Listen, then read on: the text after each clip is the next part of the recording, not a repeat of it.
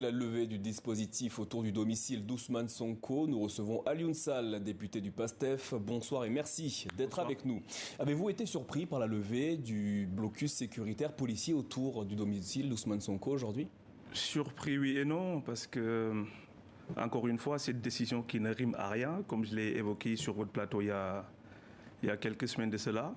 Mais il faut noter quand même, on se réjouit de cette décision, en tout cas de l'État, qui a décidé de cesser ces pratiques dignes de notre âge, des pratiques vraiment dignes d'un État voyou. Parce qu'encore une fois, je rappelle que Ousmane Sonko, principal opposant du président sortant, M. Macky Sall, a été enlevé manu militari, Alors, puis séquestré. Elles l'ont conduit chez lui afin de, entre guillemets, maintenir l'ordre public. Oui, mais c'est ce qu'ils disent. Mais ce qui a l'idée de noter encore une Il y fois. a eu d'ailleurs, lors de sa objective, caravane, il y a eu d'ailleurs, vous pouvez l'admettre quand même. Ousmane Sonko a été enlevé, puis séquestré pendant 55 jours sur aucune base légale, sans aucune décision de justice, ni un acte administratif.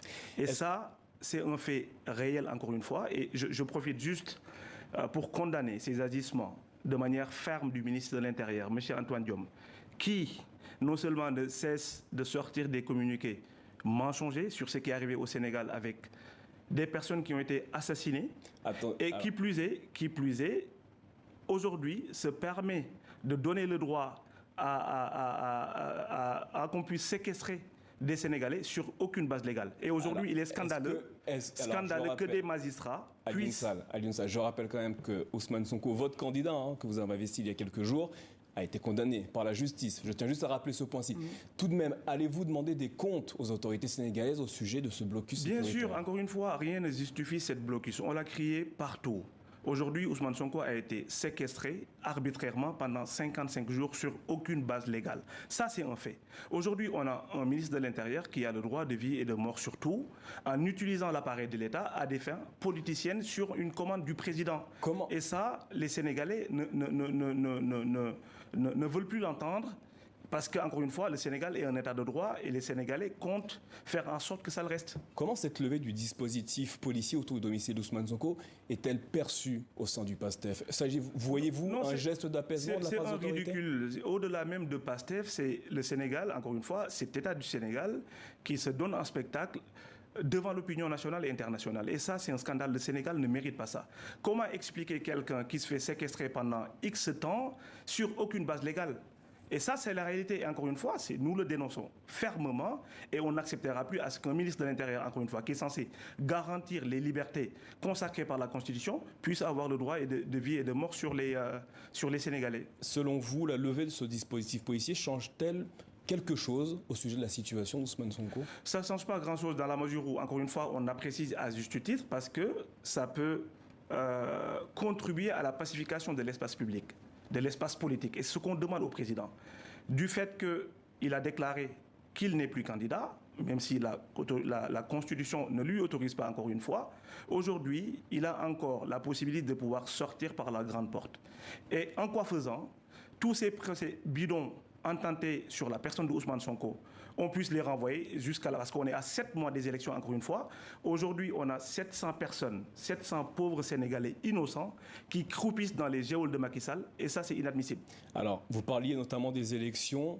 Maintenant qu'il n'y a plus de dispositif policier autour d'Ousmane Sonko, compte-t-il reprendre ses activités politiques? Ousmane Sonko, de toute façon, au sein de notre parti, on n'a pas cessé de faire vivre le parti et de croire au projet pour lequel on se bat depuis 10 ans, c'est-à-dire élire Ousmane Sonko pendant les élections présidentielles dans 7 mois. Donc il va reprendre ses activités politiques. D'ailleurs, c'est pour ça, samedi dernier, le 15 juillet, Ousmane Sonko a reçu une investiture populaire. Au Sénégal, comme dans la diaspora, partout, même s'il y a un préfet, encore une fois, politicien gelé, qui a voulu l'en empêcher, encore une fois, de manière arbitraire. Ousmane Sonko, la candidature de Ousmane Sonko aujourd'hui, c'est une demande populaire que le peuple ne continue pas à négocier. Justement, pour ramener une paix que tout le monde veut entendre aujourd'hui, une paix durable, au Sénégal, il faut que la candidature d'Ousmane Sonko aujourd'hui, c'est une condition sine qua non pour qu'il y ait cette paix durable au Sénégal. Et ça, les Sénégalais ne négocieront pas. Enfin, dernière question, comment comptez-vous aboutir avec cette candidature dans la mesure où Ousmane Sonko a été condamné par la justice à 2 ans de prison ferme?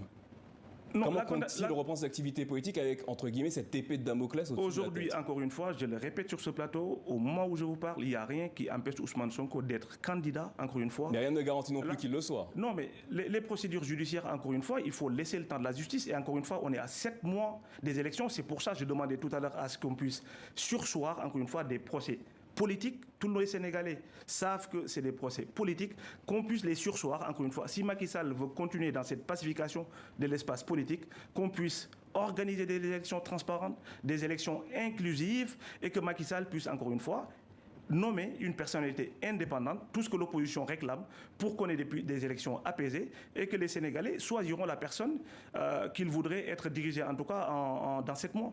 Alioune Sall, merci d'avoir répondu à nos questions ce soir. C'est moi.